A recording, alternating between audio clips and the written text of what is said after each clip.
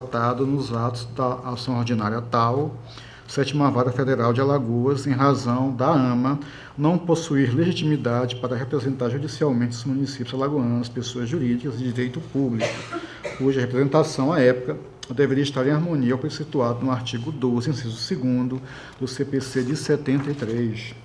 Assim, como da comunicação desta a todos os juízes federais cíveis da Seção Judiciária de Alagoas, e B, da decisão proferida pelo juiz federal André Carvalho Monteiro, titular da 2ª Vara, determinando suspensão de todas as execuções decorrentes do referido feito em trâmite na 2ª Vara, ajuizadas como ações autônomas, até o ulterior posicionamento do TRF da 5ª Região. O Ministério Público atuou nos autos, através do parecer 130 de 2018, e, Excelência, eu posso aqui meu relatório, mas também posso continuar pela matéria, já ser o que não impede o Ministério Público de se manifestar. Da competência, Excelência, esta resta clara, evidentemente, pelo que preceitua a Constituição Federal, a estadual, e os mesmos dispositivos aqui da Corte de Contas, tanto sua lei orgânica, regimento interno. Então, posta a competência iniludível, constitucional, legal e regimental da Corte. Quanto à admissibilidade, tendo em vista a escorreita e correspondência ao que prevê os artigos 42 a 44 da Lei Orgânica e 190 seguintes do Regimento Interno e demais dispositivos satélites, trago o voto no seguinte sentido, ainda levando em consideração as discussões que são travadas no TCU, no STF e até no Tribunal de Contas do Maranhão, que já se manifestou em caso semelhante no que digo na história da contratação de escritório advocatício, baseado no artigo 25 da Lei 8.666 de 93. Assim, Excelência, eu trago o voto no sentido de conhecer e dar provimento, representação, em face das pessoas físicas ou jurídicas aqui descritas, no sentido que o Pleno também referente em toto à decisão monocrática 37 de 2016, que deferiu cautelar, determinando a indisponibilidade dos valores correspondentes aos honorários advocatícios contratualmente ajustados, a abstenção do referido pagamento e a determinação ao gestor para a suspensão da execução desse contrato, confirmando a manutenção da medida consoante exposto no artigo, no item 12.1 da mesma.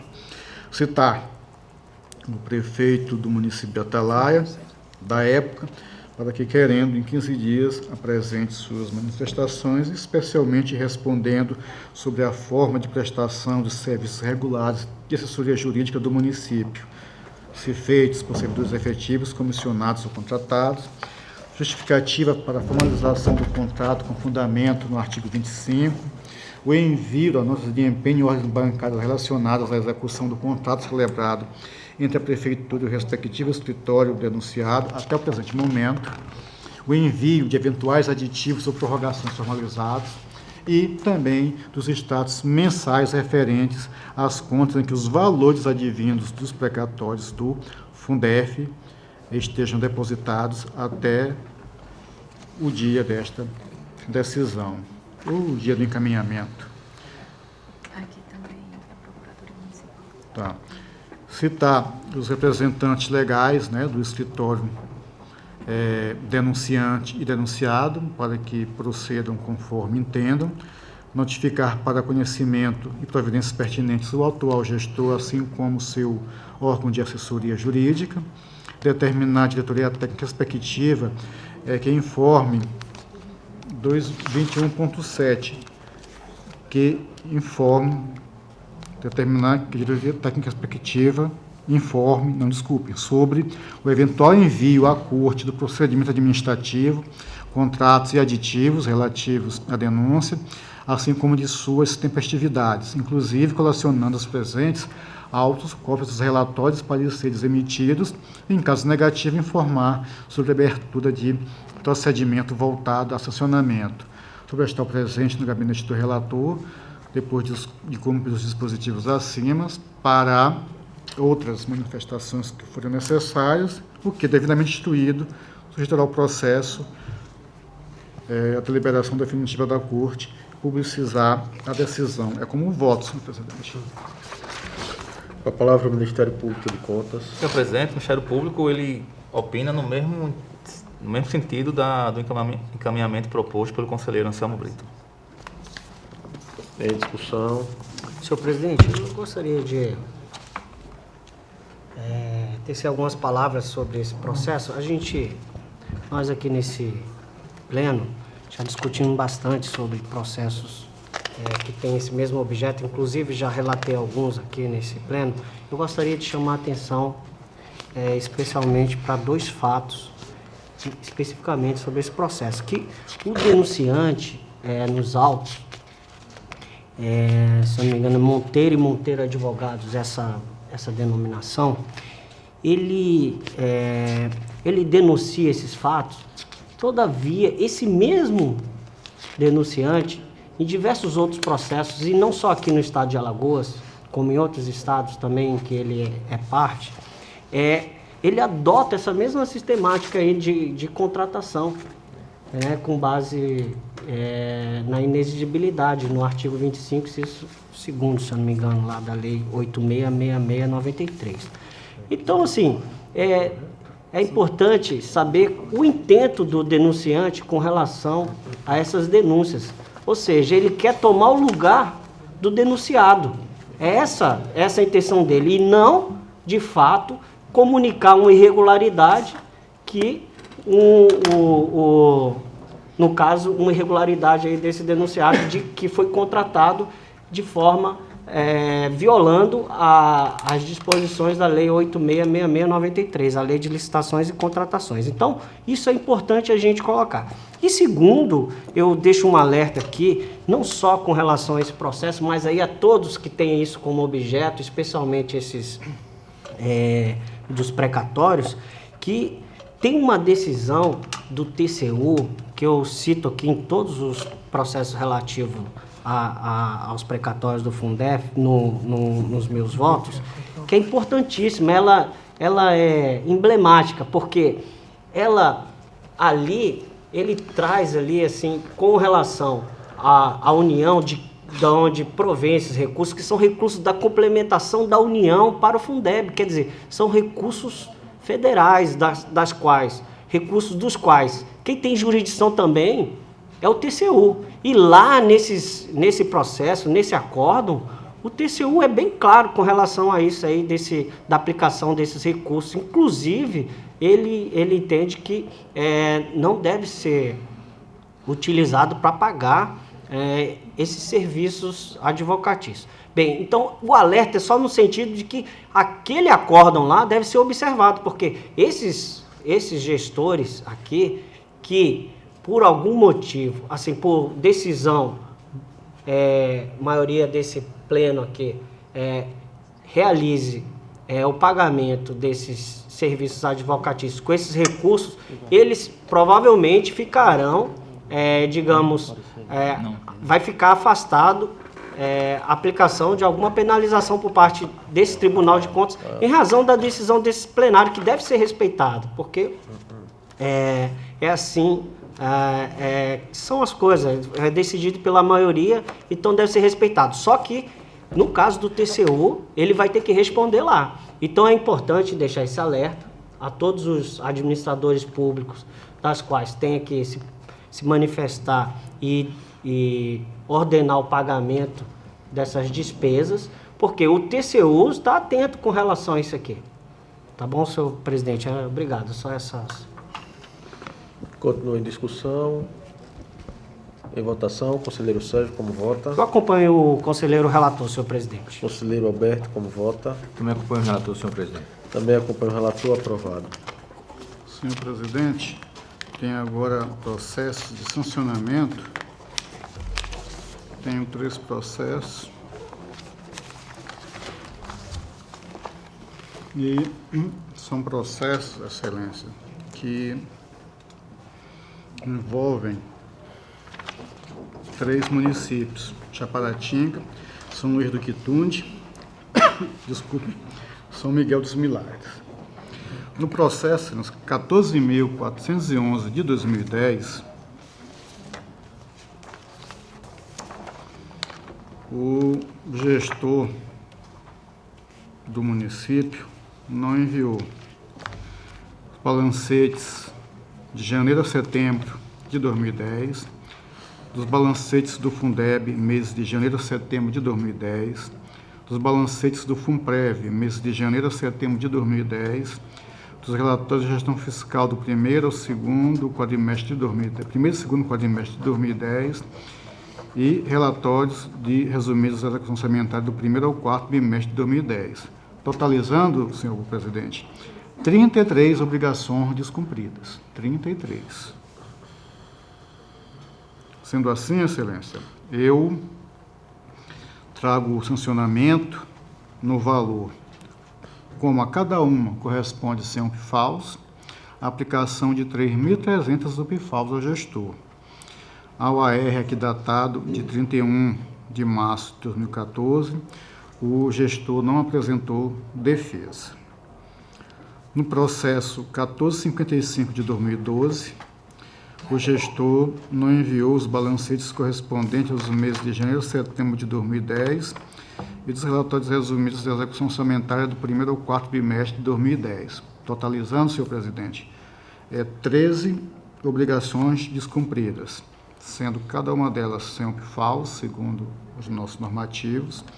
Estou trazendo sanção no valor de 1.300 o PIFAUS, AR de 4 de maio de 2012, processo sem defesa.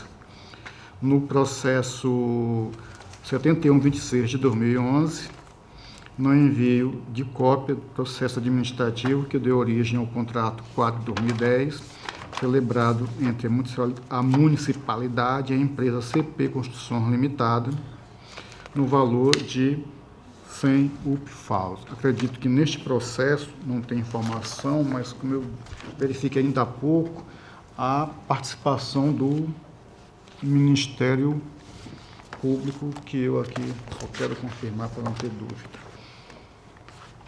Isso, parecer 726 de 2013.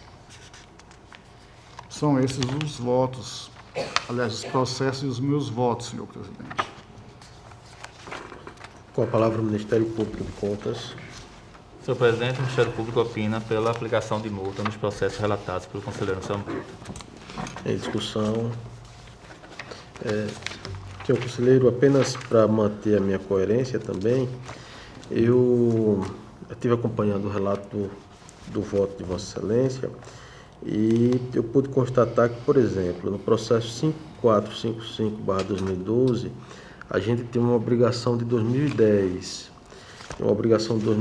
e que o gestor foi devidamente notificado em 4 de maio de 2012, uma causa, no ver desse gabinete, desse relator, interruptiva do prazo prescricional. De 2012 até a presente data, nós temos aí aproximadamente 5 anos, né? E também a possibilidade de incidência da prescrição intercorrente, cujo prazo seria de 3 anos. Esse conselheiro vem mantendo o entendimento no sentido de que o prazo prescricional de 5 anos, ele ocorre até a citação ou notificação válida. A partir daí, a gente teria prescrição intercorrente de 3 anos, né? E ela só é verificada, no entender desse conselheiro, quando não há a prática de qualquer ato processual ao longo desse período de 3 anos. A mesma situação me parece que se repete aqui no processo 14.412/2010.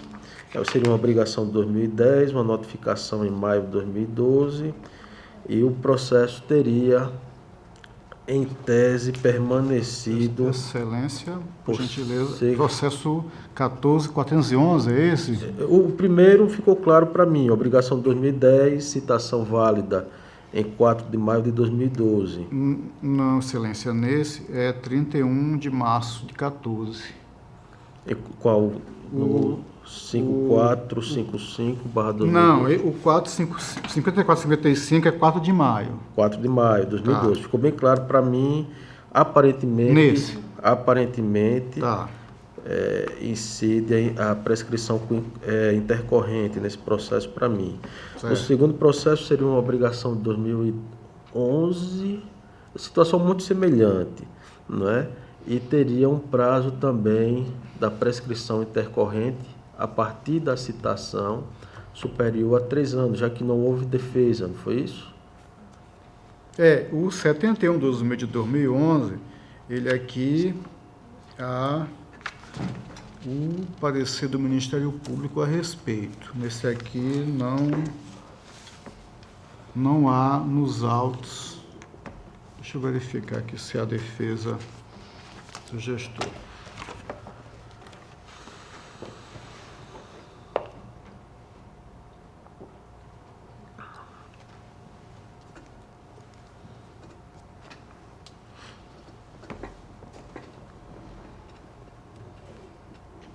Sim, aqui, Excelência, o gestor ele veio espontaneamente aos autos, por isso que foi encaminhado ao Ministério Público.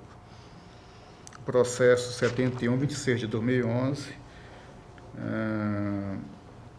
o gestor veio no auto em 14 de, eles veio aos autos em 14 de novembro de 2012. Limitou-se a remeter cópia do contrato em epígrafe, contudo, sem apresentar justificativa para o não envio no prazo. Manifestação do MPC nesse processo foi de quando, Excelência? Só para eu Deixa eu poder... verificar aqui, senhor presidente. É do 72 Isso. Foi de abril de 2013. Abril de A 2013. assinatura, né?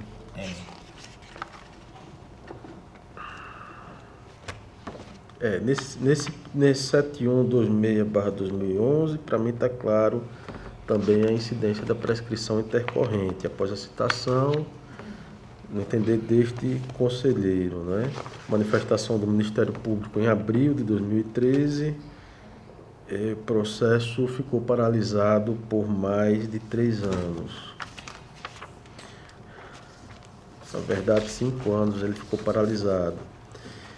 O processo 5455 para mim também está caracterizado, a prescrição intercorrente. A dúvida apenas persiste quanto ao processo 14411/2010. O AR é de 31 de março de 2014, senhor presidente. 2014 não houve mais nenhuma manifestação, nenhum ato processual. Isso também, no entender deste conselheiro, caracterizaria a incidência da prescrição intercorrente.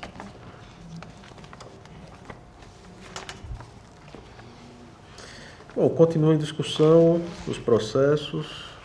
Excelência, é a questão da divergência. Tá. Se considera ter um posicionamento, eu tenho outro no caso, e em razão disso... Eu encerro, portanto, a discussão, coloco em votação. Eu gostaria, como eu vou divergir claramente, eu peço vênia ao conselheiro Anselmo para divergir nos 3 processos e acolher a prescrição intercorrente, determinando o arquivamento dos autos por este motivo, né? Colho o voto do conselheiro Sérgio. Pelo arquivamento e demais dispositivos de praxe, responsabilização. Inclusive responsabilização do gestor, busca da responsabilização através do encaminhamento dos autos à corregedoria para apurar eventual responsabilidade de servidor. Tá. Eu só queria, senhor presidente, que isso ficasse registrado, porque como é um voto oral, se precisarmos pesquisar, para evitar... Se esse voto ficar vencedor, eu teria que trazer ele ótimo. Fazer o acordo. Né? Para fazer o acordo, eu traria o voto por escrito. Ok. Conselheiro Sérgio, como vota? Senhor presidente, eu acompanho a sua divergência nos processos 5455-2010, 7126-2011 e 14411-2010, em razão de entender, da mesma forma que Sua Excelência, a ocorrência da prescrição na forma que Vossa Excelência Intercorrente. citou. Conselheiro Alberto, como vota?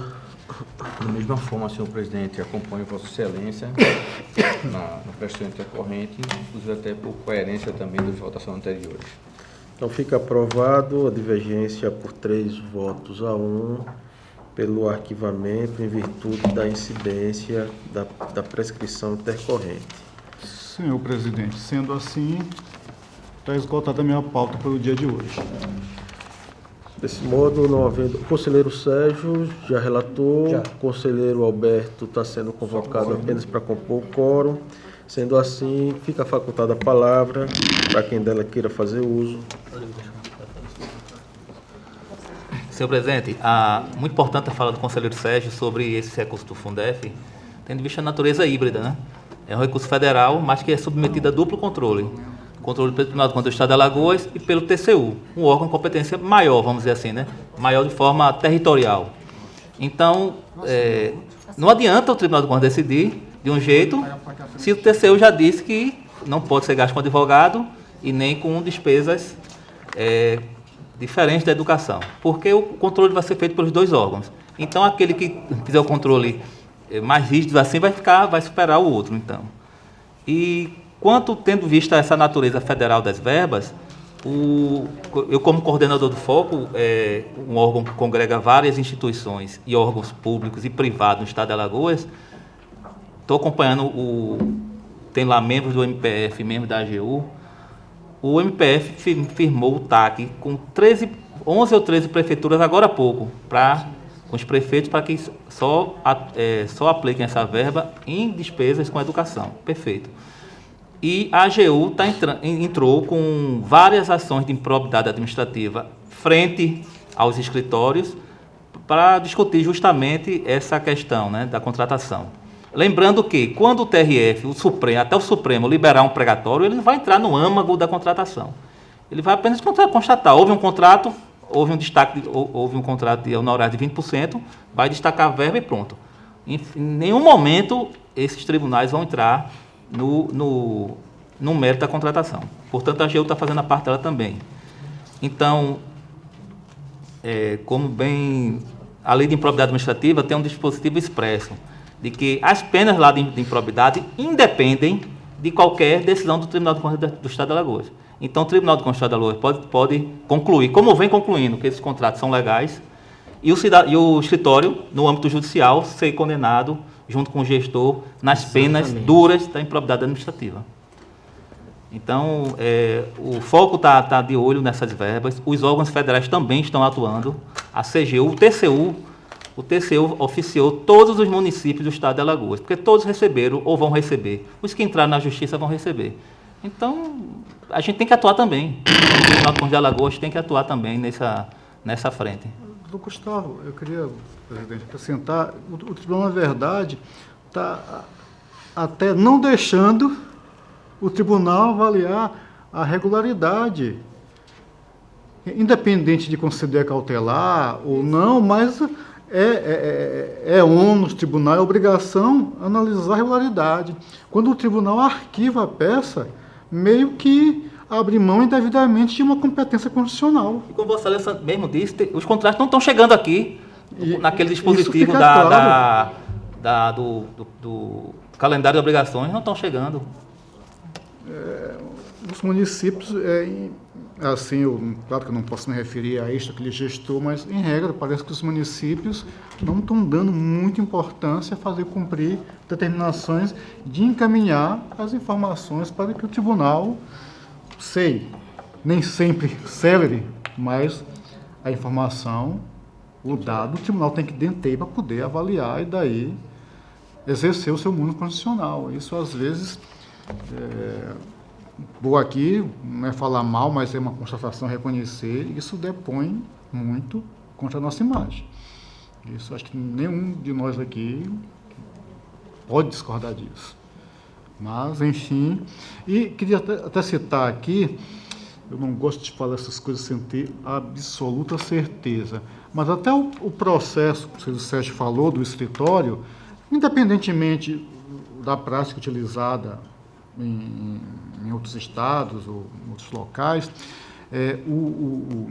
um precedente que eu cito aqui do estado do Maranhão não é nem ainda da execução, é da contratação pela entidade dos municípios para que aquele advogado substitua as suas assessorias e vá buscar o recurso do Fundeb, por assim dizer.